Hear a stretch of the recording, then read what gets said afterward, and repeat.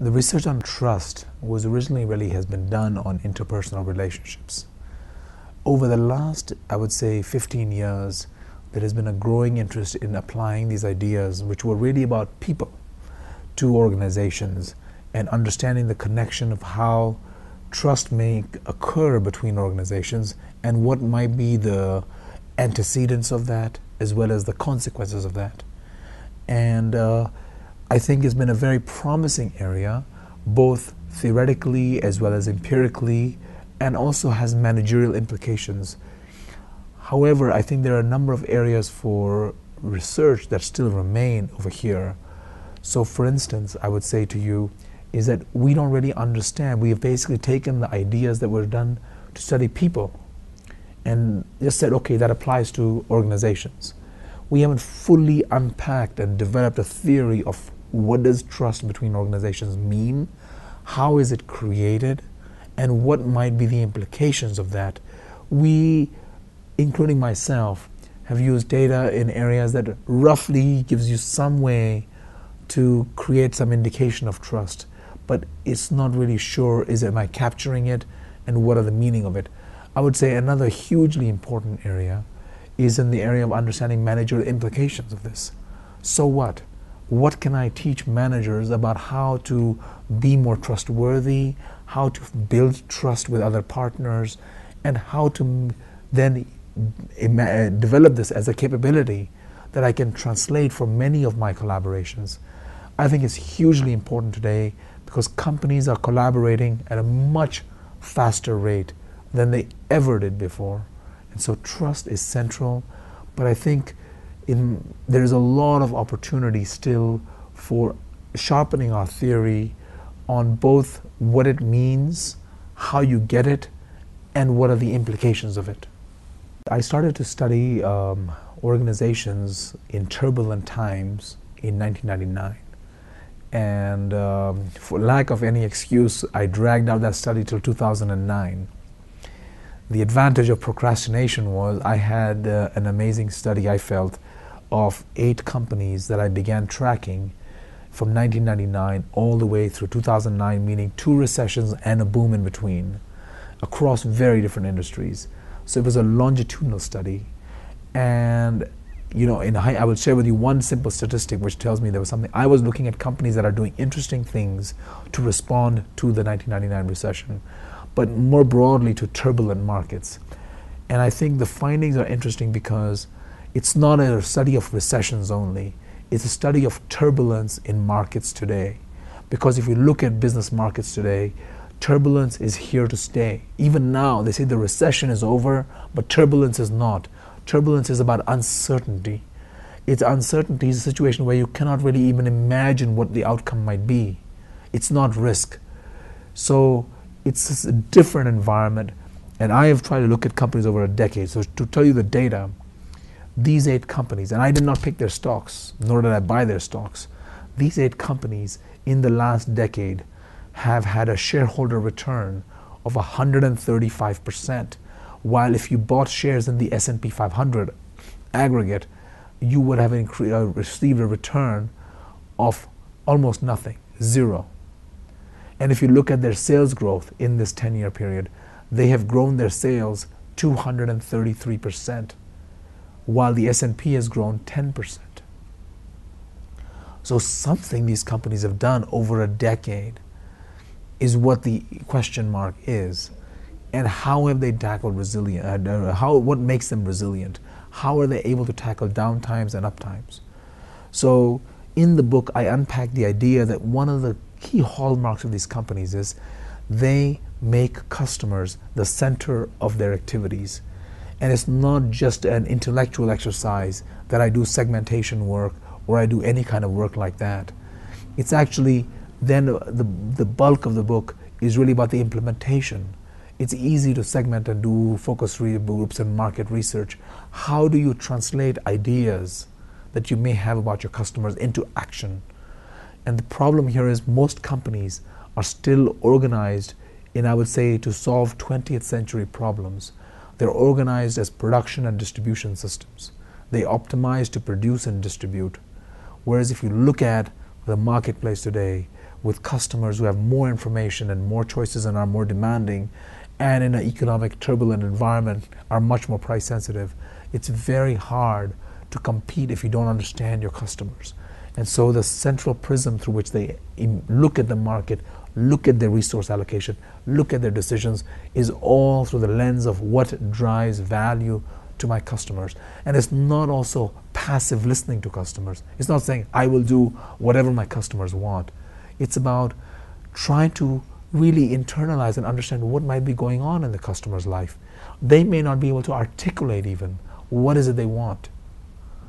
So it's the ability to comprehend what others may not comprehend, and from there enact change in your organization. And I describe that this is not an on-off switch. There are really 4 levels through which companies go to get to this point. And I articulate what exactly this entails. And I think it's very important. A big hallmark internally is connecting the silos that exist inside organizations. How do you build trust between the silos? How do you get them to cooperate with each other? Because inside organizations, the divisions that exist by virtue of the organizational structures create schisms, gaps. And it's very hard to bridge those schisms because people work autonomously, they may compete for resources. How do you gain collaboration among these disparate people? That is absolutely critical for these companies to be aligned around customers, which in turn allows them to be resilient in turbulent times. That's really the central thesis of this book. I think it's interesting to look, customer centricity is like a platitude. It's like motherhood and apple pie. There is no company out there who will say to you today, no, I'm not customer centric. They will all say, I'm customer centric. They will all claim that they are aligned around the customers. But actually doing it is very hard. Even if you want to start with having insight. Most companies don't really want, when they look at customers, what are the kinds of questions they ask? They ask questions like, do you like my product? What do you like about my product? What don't you like? How can I make it better for you? All those questions are looking at the customer through the lens of your product. It's not really holistic understanding. One of the best-selling products in the US in the grocery industry is chopped, washed bag salad. No lettuce company would ever have come up with bag salad if the only questions they were asking were, do you like my lettuce? What do you like about my lettuce? How can I make it better for you? You have to really peer beyond and understand what's happening in the life of your customer. What's changing? How is it changing? One of the companies I studied is one of the largest retailers in the US for consumer electronics. For them, the realization was they had competition with Walmart and online, and they're selling a completely identical product, cheaper prices. So let's look and see our marketplace and understand. And to their surprise, 55% of their customers were women. And at the same time, they also found that women universally hated shopping in their store. This was the store designed by guys for guys. So one thing is to have the realization, then to try to internalize and say, okay, well, how do women shop? What do they shop for? What don't they shop for? The realization that women tend to walk around the store and buy multiple things at the same time. So they don't need a specialist who knows only one product. They need a generalist who can walk around and help them assemble the different things that will work together. The realization that, oh my God, women are saying that I really need help with installation. That for me, if you help me install, I will buy much more. To then have an installation service department set up called Geek Squad. These all came out of the realization that who are my customers? What's happening in their life? What do they want? What don't they want? And then to take all that idea and turn it into action. So my frustration is, in many companies, customer centricity is a slogan. It's a corporate slogan and nothing more. As you look at companies that embark on a journey to being aligned around their customers, as they move further and further on this journey, they re-identify and define themselves not by the products they sell, but by the problems they solve. And once they define their business, their identity around the problems they solve, it frees them up. It frees them up to not just sell what they produce. They become like general contractors who can assemble pieces of the puzzle for you and help customers get what they want. And this is what I would call where the core starts to shrink of what they do themselves. And if you look at, for instance, I will show you, if you look at the iPhone, I don't have the iTablet yet. Look at the iPhone. What is interesting about the iPhone is that over 90% of the iPhone is not made by Apple. It's made by somebody else. And this is a company that 20 years ago used to make its own printer cables. At the same time, what really makes this device valuable is the applications. There are 100,000 applications in the application store. Apple makes none of them. 30% of the revenues coming from the application store are paid to Apple. So you would say, well, what is core? I think Apple understands very clearly. They have wrapped their core around their brand, around understanding customer experience, around innovation in assembling the pieces that they believe add up and go into what the customers want. And this leads to then identifying and working with a whole network of collaborators and partners, suppliers, developers. You start to build what we are calling an ecosystem, where you are not the only one producing what you are going to sell to your customer. It frees you up.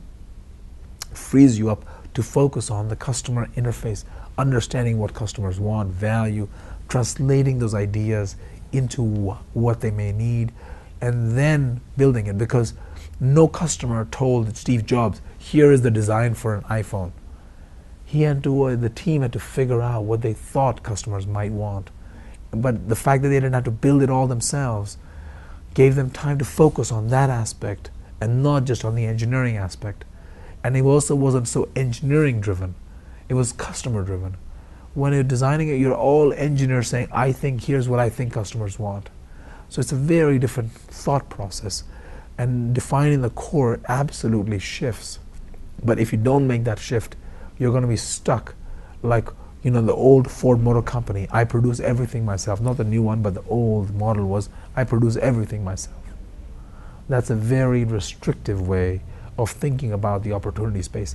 It also makes you realize that alliances, ecosystem partnerships, these become extremely critical. Inter-organizational connections become absolutely central to the survival and success of companies today. So if you were to take my example of Apple seriously and say, it's an extreme example, I would admit. Not every company is outsourcing 90% of what they produce. But I'll give you one more extreme example to illustrate my point. One of the companies I've studied is a company in India. It's the largest mobile operator in India. It's called Bharti Airtel. Bharti, about 8-9 years ago, decided they didn't want to manage their own IT systems, even though they're very central to what a mobile operator does. All the billing, all the monitoring, everything is through there. But they said, we don't want to be in that business.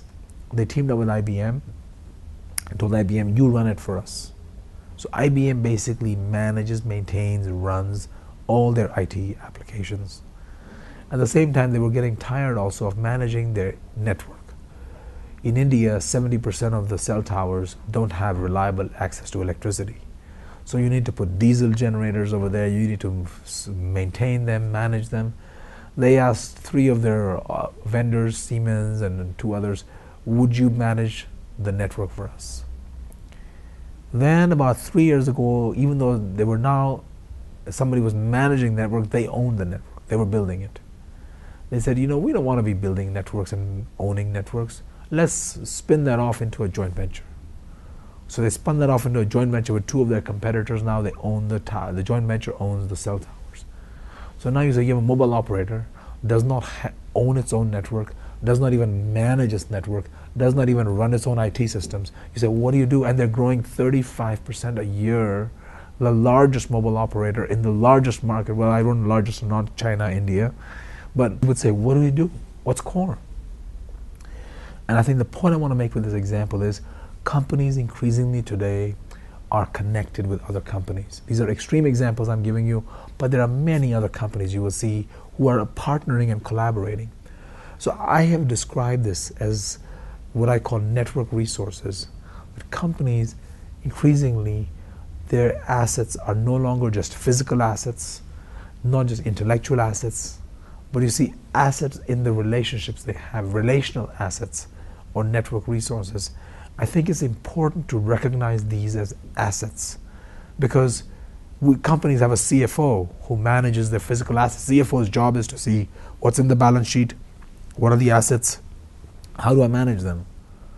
We have nobody in most companies to help think about managing relational assets. And for a company like Apple or this Bharti, a big part of the value of the company is in the relationships it has with other companies. And are you doing a good job in proactively managing these assets? Because if you're not, and I think increasingly what you're going to find is that companies that manage these assets effectively perform better. Furthermore, the ones who do it well, there's a certain amount of learning by doing. The more alliances you have, the better you get at it. But I think the alliances you have expose you to other possible deals with your partner's partners. This is a massive network. How do you find each other? Even in the world of internet and all that, information is not perfect. And that's where you see that a lot of deal making is a perpetuating cycle. I form a few alliances. Through my alliances partners, I learn about other possible deals. I form more alliances. So you see there's a certain amount of momentum building up. Companies that do alliances effectively and strategically early on end up falling into a path where we call it a path-dependent process, where they become more and more effective and they're better and better, and they find more and more opportunities than other firms that don't do them very well and don't do them at all. So there's a dark side to alliances. I have been talking about all the positive features and attributes. Oh my God, it's a wonderful thing. Everybody should do it. But whatever limited research we have on failure of alliances shows that by some accounts, depending on how you measure failure, almost half of alliances don't work out. Now, my view, that number is misleading, because even if half of all alliances fail, that number is not the same for every company. There are some companies who have a very high alliance failure rate, 90%. And there are other companies who have very low alliance failure rate, maybe 10%. And so, but it's still important to be aware that there is a certain amount of risk in collaboration. So my first response to thinking about exit is companies need to increase the odds of success. They should not be playing to an average, saying, okay, half my alliances are going to fail, so I have to plan for that. I think they have to think about what is it that those few companies that have a 10% failure rate do, and what is it those companies that have a 90% failure rate don't do. What can I learn from that to increase my odds of success? But even if you do that, you still have to plan for exit. In some research I did recently, I looked at companies and their exit strategy and alliances. I was amazed to find how many alliances don't have a proper exit provision. And it doesn't have to do with lack of trust. It could be simply that the strategic objectives of your partner have changed.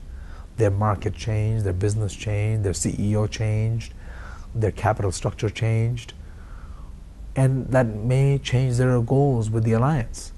So you have to build in some flexibility to allow either partner to exit if they want in a very methodical, systematic, and fair way. And so in this research of mine, I've laid out what are the key steps for planning for exit. And one of the findings among them is that you may want to have exit provisions that are not identical for both partners. It depends on the nature of the alliance and who has to commit what. So you have to think very carefully about structuring the alliance. But I think it's somehow viewed as socially inappropriate when you're doing an alliance to talk about divorce or exit. And so a lot of times people just gloss over it. And I think it's a really lost opportunity.